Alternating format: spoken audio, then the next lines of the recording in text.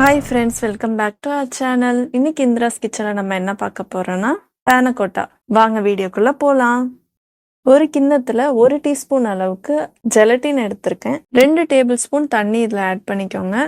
ஒரு 15 to 20 minutes எடுத்து வச்சிருங்க. நமக்கு மேங்கோ பல்ப் தேவை, அதனால 2 மாம்பழம் எடுத்திருக்கோம். இந்த மாதிரி கட் பண்ணி மிக்ஸி ஜாரில் போட்டு இதை அரைச்சி எடுத்துக்கலாம்.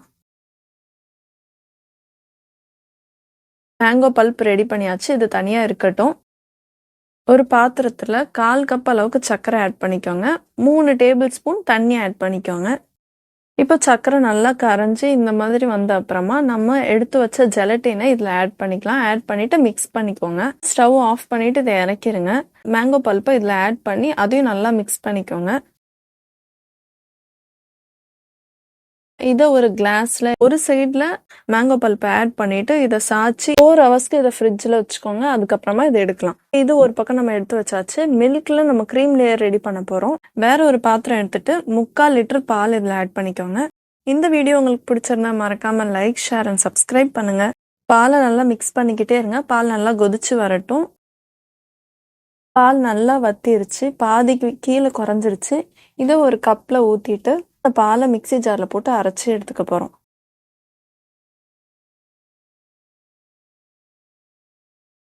பாத்திரம் எடுத்துட்டு 1/4 கப் அளவுக்கு சர்க்கரை ஆட் பண்ணிக்கோங்க. 3 டேபிள் ஸ்பூன் தண்ணி ஆட் பண்ணிக்கோங்க.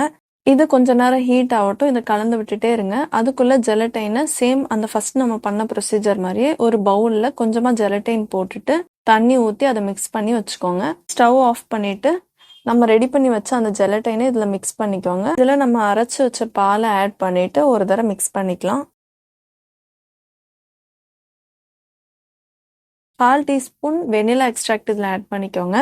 இதெல்லாம் நல்லா கலந்துட்டு நம்ம ஆல்ரெடி செட் பண்ணி வச்ச அந்த மேங்கோ பல்ப்போட இந்த க்ரீம் லேயரையும் நம்ம ஆட் பண்ணிட்டு 4 ஹவர் ஃப்ரிட்ஜில் வச்சு எடுக்க போகிறோம்.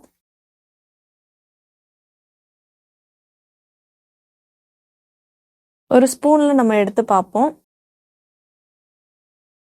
டேஸ்டான பேனகோட்டா ரெடி ஆயிடுச்சு. நீங்களும் ட்ரை பண்ணி பாருங்க. நெக்ஸ்ட் வீடியோல பார்க்கலாம்.